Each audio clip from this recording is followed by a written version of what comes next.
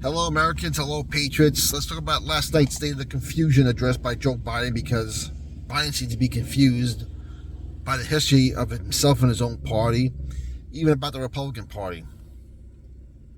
And maybe he's just trying to confuse the people who don't pay attention to politics other than a handful of times a year, this night being one of them.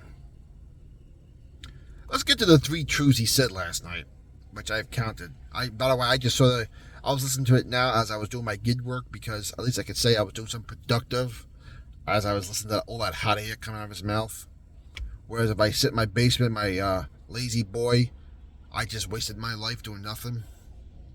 But regardless, the first truth he said is when, as his senior high school football coach told him, good luck in your senior year, kid. That I believe because the man's a total idiot. Now, granted, he did graduate college. He did graduate law school. Didn't do so well, which is why he hid his records and have them sealed. The second thing is, he says it's a shame when you get pulled over by a cop late at night. You have to put your interior lights on, you roll your window down, and keep your hands in plain sight.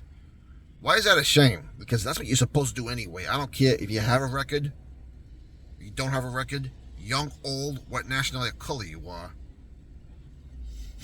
You want the police officer to feel at ease? Keep your window down. Put your left hand out. Fingers spread, because you can hide a weapon in there, especially a razor blade. And keep your other hand on the steering wheel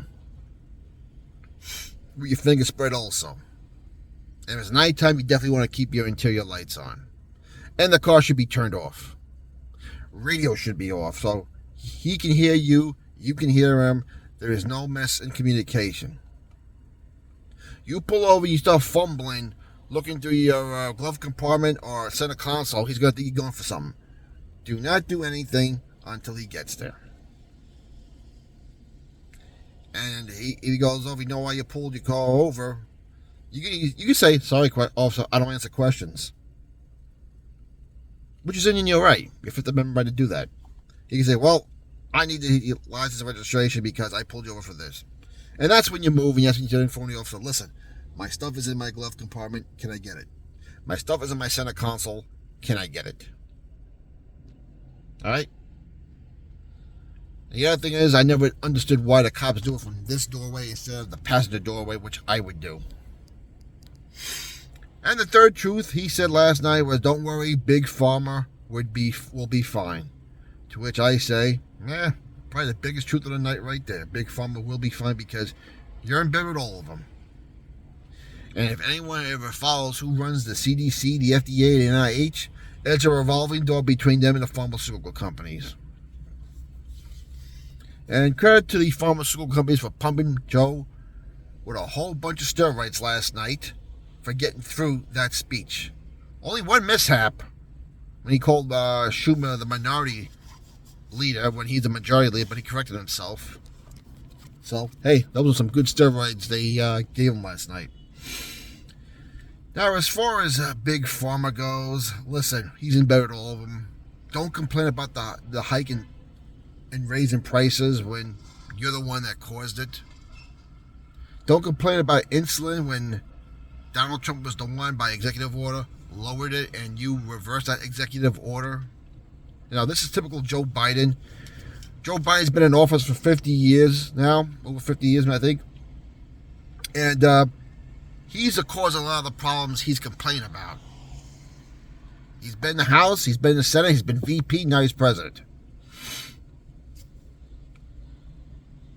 And you just spent millions and billions and billions of dollars, actually, to get this take one for the team medication.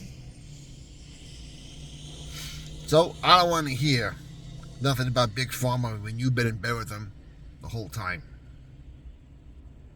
And as far as the other thing about how he praised George Bush for the money he gave to AIDS research years ago, which I thought was a waste of time when Nelson Mandela criticized Bush for only giving $500 million. He says we need to find a cure for cancer. Well, anyone who's done enough research knows there's been a cure out for cancer. Big Pharma, who he's in bed with, will not let you release it. Now, I was talking to a Haitian officer I work with. He says, in Haiti, we have no cancer. And he said anything but the Dominican Republic. I mean, And he says the reason why is we have natural stuff for that cures it. That cures that stuff. He says, and he gave me some recipes. So this is what you do. This is what you do. We don't have a cancer problem. This is a third world nation, by the way, which goes to show you that, as I said, Big Pharma does not want to cure you. They want to treat you because that's where they make their money. It is what it is. But a lot of it is the crap processed food we eat. Say, listen, I've been guilty of it. I mean, it used to be McDonald's, Burger King, and fast foods were a treat, not a food group like it's almost considered now. And that's all full. What we put into our bodies, we're responsible for it. The other thing he said about the tax code not being fair, again, you're a representative, you're a senator. The same tax code you complain about is the same one you voted for and approved, Joe. So don't complain how the tax code ain't fair and how the rich need to pay their own fair share. Why should the rich be punished for paying more? In that same speech, he said, I'm a capitalist like everybody. No, you're not. Because why are you punishing rich people for doing well? I've always been a believer in the flat tax. 10% across the board. I don't believe in income tax. In fact, the Supreme Court has said twice in two court cases, which is not taught in law school, and you have to go look for the internet. They already said that taxing labor is unconstitutional. But of course, these people do what they want anyway. So you create a very tax code you take advantage of. The very same tax code that Donald Trump says he's taking advantage for, when you're the one who made it. Third of all, he said we need an assault weapons ban now. Joe, you voted for the first assault weapons ban. And contrary to what you say, that's when the school shootings began. In Jonesboro, Arkansas. And Columbine, Colorado. When you also made schools gun-free zones. So again, you're the problem.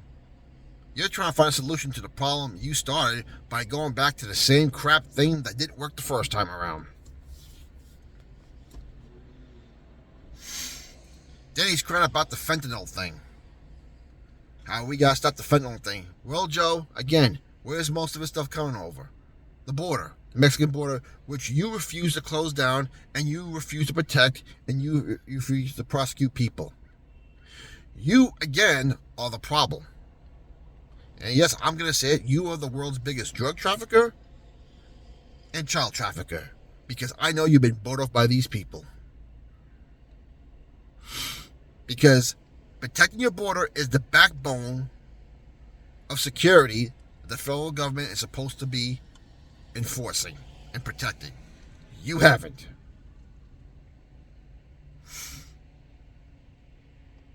And don't tell me your biggest lie at the end of the speech with the State of the Union is strong, when just a few days ago you had 2 to 3 Chinese balloons hovering over our country, gathering yet all the intel, and then get a call from Z, we got what we want, you can shoot it down now. So you won't protect the border. You shoot balloons down after they got all the intel they needed. Sorry, Joe, you can't be trusted.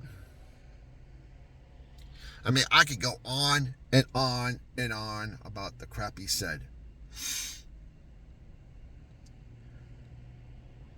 And he was going on saying how if we're going to build American infrastructure, all materials are going to be made in this country. Well, thank you. That was a Donald Trump idea. That was a thing Donald Trump did when he brought back the steel plants. Not you. I mean, after all, you were VP when Barack Obama said the days of 3% GDP or more are over. Your old boss Obama said that. Using your policies and his policies, which you're trying to enforce now. So don't tell me that the economy is strong when you predecessor said the days of 3% GDP are over. It's not. And the other day, as you're ignoring the intelligence balloon, taking credit for 12 million jobs, when we know a lot of those things are seasonal jobs in October, November, December, And a lot of people who are coming back from the old C-19er and going back to work because unemployment's finally over, you didn't really accomplish nothing.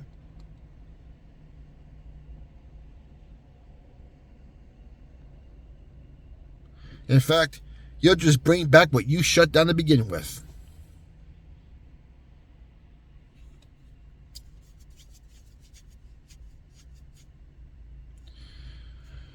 Again, I could go on and on, but you get the gist. Last night was nothing but confusion, nothing but hot air. And all the problems he was complaining about are the problems that people like him caused. Anyway, let me know what you think. I will do a video later on Sarah Huckabee's rebuttal, and we'll talk to you later.